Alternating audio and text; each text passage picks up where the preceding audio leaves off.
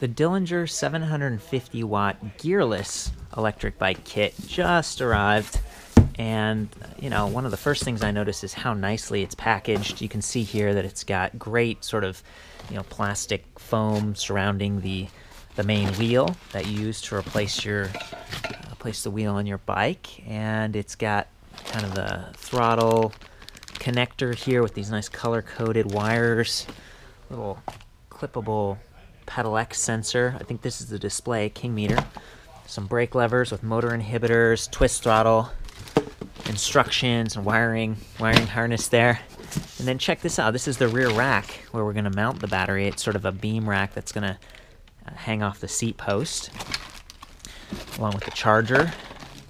It looks like the controller and like a little extra baggie, maybe for putting the extra wires and stuff. The controller probably. So pretty good packaging. Definitely impressed with that. It arrived very quickly, and you know, didn't have any issues. And even if the bag or the box got banged around a little bit, everything just looks like it's really securely packaged. One thing I noticed that it does not have is a tube and a tire, and that allows it to fit in this box really nicely. But it means that we're going to have to do some work and kind of swap out the tire on our bike and do a little bit of extra fooling around. I was actually just in the process of disassembling another Dillenger kit. This is a 350-watt geared motor. It was on the front wheel, so we're just sort of swapping those things around. You can actually see that one had a mid-frame mounted battery, which is better for balance and stuff, but not quite as large. This is a 36-volt 10 amp hour, and the new kit is it's going to have a 48-volt 10 amp hour. So, you know, just kind of different applications here. I'll go ahead and cut back in as progress is made, and just wanted to show the box because, you know, definitely one of the more impressive packaging that I've seen.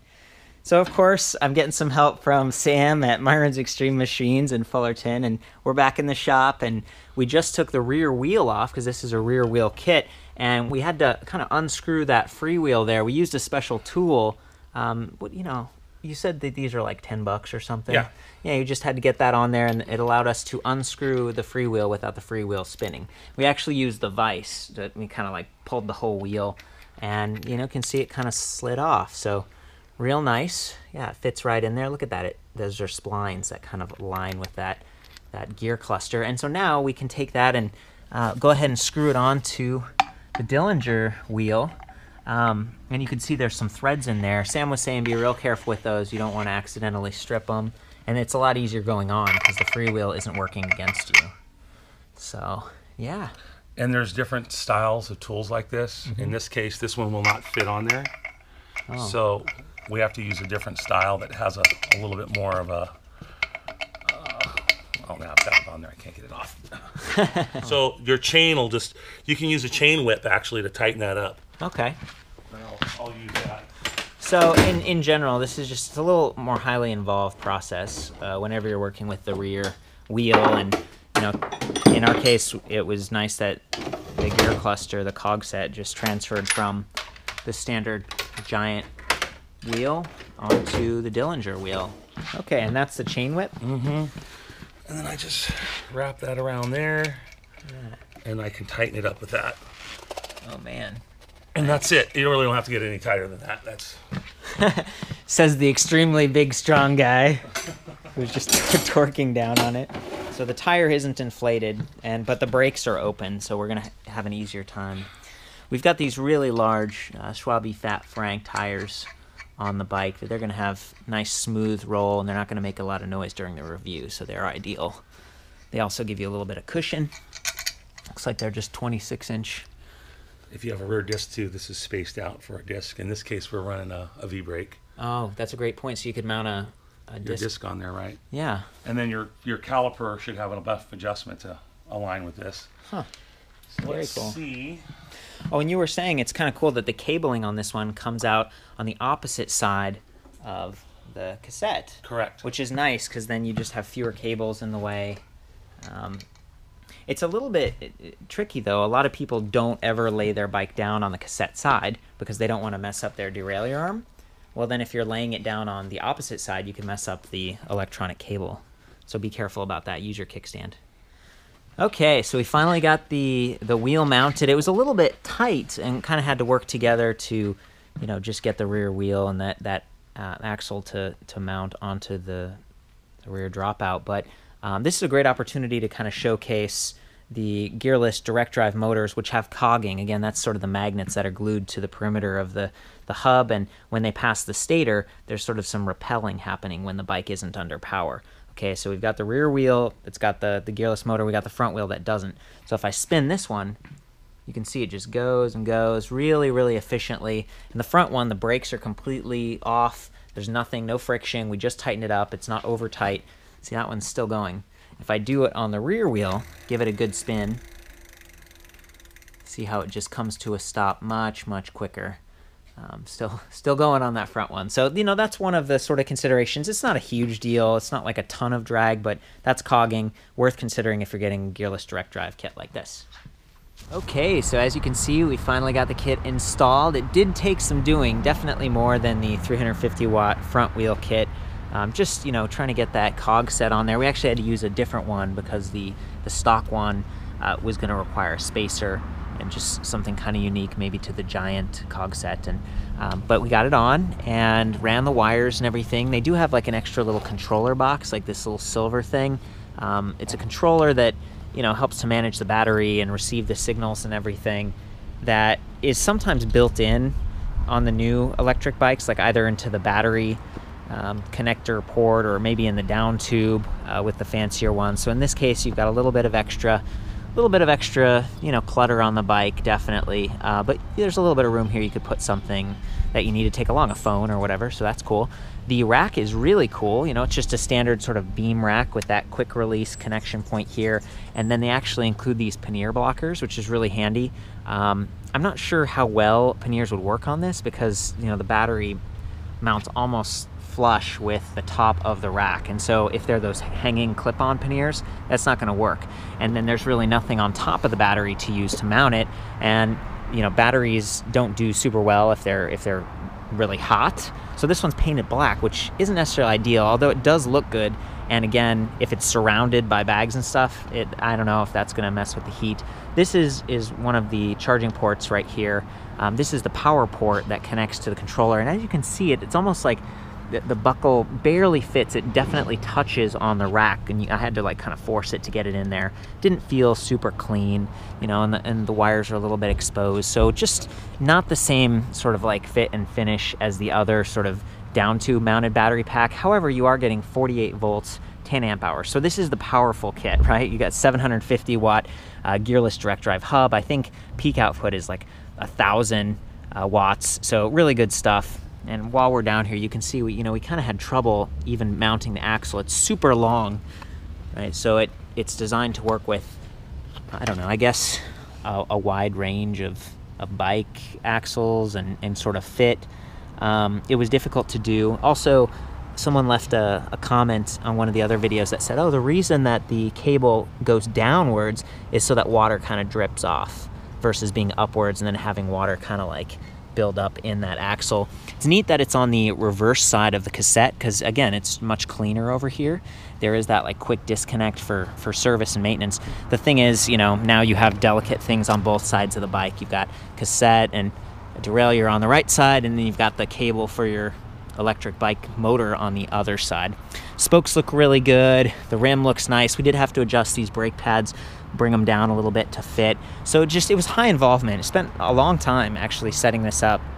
And it does look pretty good, but it's very rear heavy. This is 14 pounds for the motor with the wheel, not the tire or the tube, just the wheel set. And then 10 pounds for the battery pack. So, you're adding 24 pounds to probably an already 24 pound plus bicycle, and it's all at the back and kind of fairly high up. So, that's one of the downsides of doing a rear mount kit like this. And in this case, again, the rack doesn't seem super duper functional, but that's, I don't know, I think the pannier blockers are kind of cool. I like that they have struts because that's going to help support the added weight. One of the other complaints I have is that you have to leave the key in the battery while you're riding, and if you did have panniers or something, they could bump this, and then this could be dangling as well. So you don't want to bend the key. Some of those keys have like the fold down. These ones do not. I like that the battery pack you know, at least it's got a handle, kind of slides onto that tray mount like a lot of electric bikes. They included a rear reflector, but there's no light in the back, and this thing can go pretty fast. So it's like, you know, be careful the way you do that, how you operate it. You've got the nice disc here that's sort of like a circle, but it breaks in half, and you just sort of snap it around the spindle here, and then there's that piece of metal that kind of holds it tight, and it is a 12 magnet sensor, which is really great, you know. And here's the actual receiver that runs up back to the control unit. So it's clean, it's easy to put on. You don't have to like take the bottom bracket apart or anything like that. That was convenient. And then the wires run up here. They're all kind of color coded, which is really cool. So this one was like yellow, and the other one's green and red, and they each go to a different part, including these nice brake levers. I think Dillenger does offer hydraulic. They kind of gave me a note when I did the other review. They're like, oh, we can do hydraulic disc brakes. Or brakes, but they cost a little bit extra. The ones that it comes with are just mechanical, these like whooshing. They do have the motor inhibitor, which is great because, again, cadence sensing down there, it's not going to be as responsive as a torque sensing system. So what I'm trying to get at here is the cables are pretty nice. I love that they're color coded. You've got the good brake levers, you've got some options there. You do have to replace, you know, to get this twist throttle on, you know, you kind of end up with these generic grips, but they work well enough. And you could always use your own grip and then maybe cut one in half if you cared about that, or maybe get a trigger throttle from them, which I would recommend if you're doing a lot of off-road riding. I've had a couple times where my foot slept off the pedal or something, and I kind of like, you know, accidentally gunned it, and then, you know, the bike's out of control, and you try to like, the bike does a wheelie and you're holding it by the twist throttle. It's not a lot of fun. The King meter, it's all right, but you know, it was difficult to mount it on our handlebars if you have risers like these. See how it kind of collides right there with the handlebar? Just something to keep in mind. I like that they include the wire wrap. That's really nice. Oh, and I really like that there's this extra mounting bracket here where the wire thing kind of attaches. It just keeps it solid, you know, and it sort of turns with the bike. There's a lot that I really like about the way they've done this kit, but you know, of course there are some compromises when you're upgrading and you're doing the rear wheel thing. So might be a good time to sort of turn it on. So to get it going, you basically just, you know, insert the key, turn it all the way to the on position, come up here to this nice remote button pad and hold mode for a couple seconds. And there we go, it lights up. We've got 5 levels of assist, and in any of those levels you can override with the throttle, which is nice. Got your speed and your odometer. So there's some good stuff in there, and if you press the set button, you can go to trip or odometer. And then there's these sort of up and down buttons over here, and you know, basically they let you navigate through different levels of pedal assist. Again, with 1 being the lowest, you're going to get the least amount of energy output, and 5 being the highest. That's going to be, you know, really fast and powerful, but you're going to wear down that battery pack a little bit sooner. So it's nice that they have the display so you can see, you know, where you're at in terms of usage. Let's go ahead and just hop on. I'm gonna start it off in level 1 and do some pedaling here.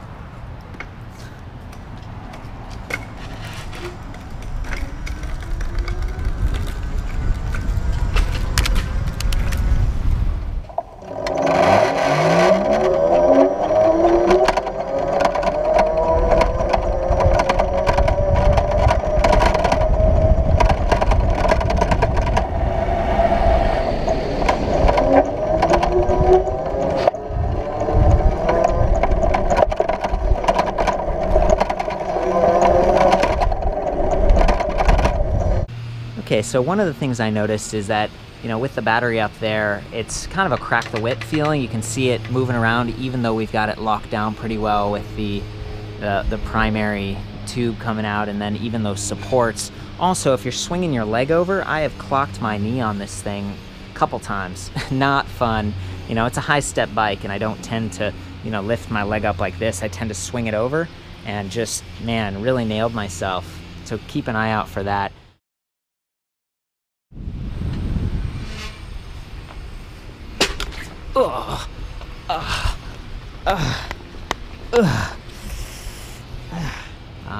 Also, with the throttle, one of the things that's great about it is, you know, if you are going pretty quick with this, and maybe you have a bike like this that's got, you know, it's like 21 speeds. You've got 7 gears in the rear, 3 up front.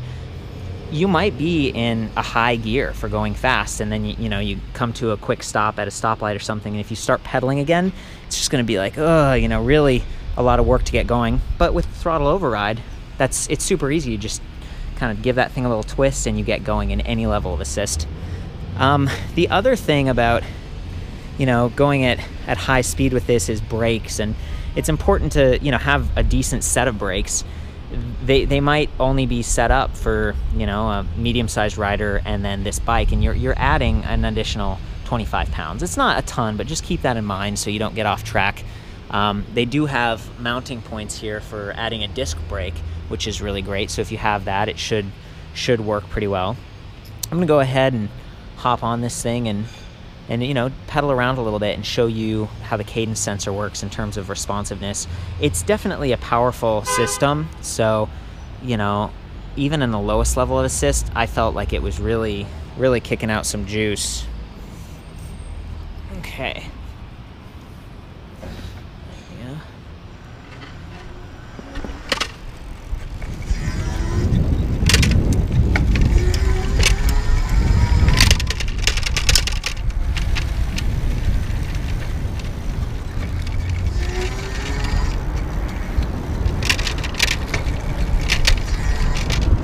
This is in level 1, you know, we're really going, and you can hear the battery bouncing around back there too.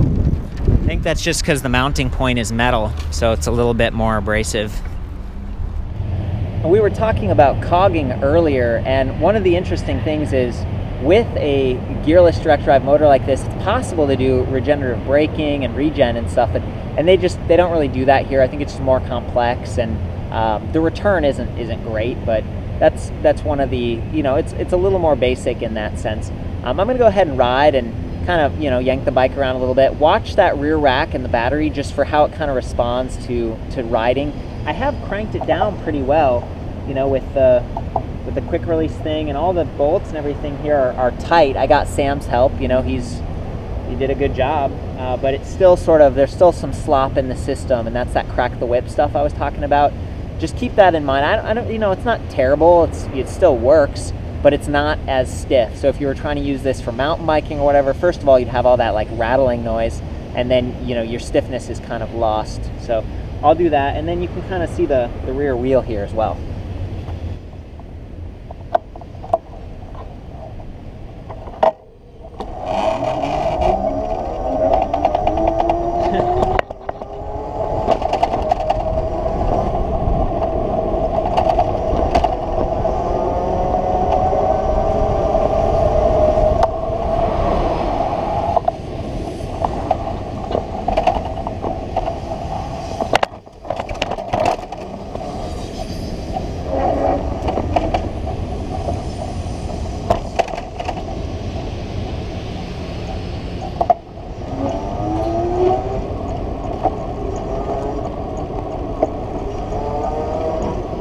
Pretty responsive pedal assist.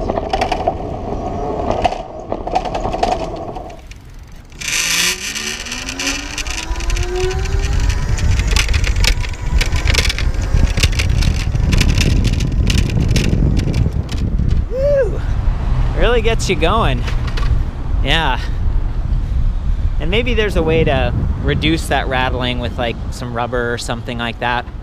You know, all around I'd say it's got great power, and, you know, it's a neat way to recycle an existing bike that you like, something that fits you well. Maybe you've got a significant other that knows that you have one bike, and you're a little concerned about buying multiple bikes and cluttering the garage or something like that, or, you know, spending too much money. This one's about $1,000. And for that kind of power, I mean, that's the same price just about as that smaller 350 watt geared front hub from Dillenger that I reviewed. And so, you know, this is, it again, sounds attractive, like, oh, more power, but there are those trade-offs in terms of balance and just the aesthetic and stuff. So kind of keep that in mind, and, you know, good luck if you choose to go this route. I think that's about it. So that's the Dillenger 750 watt electric bike kit for your rear wheel. For the full write-up on this, including all the specs, pictures, and other Dillenger stuff, I'll see you back at ElectricBikeReview.com.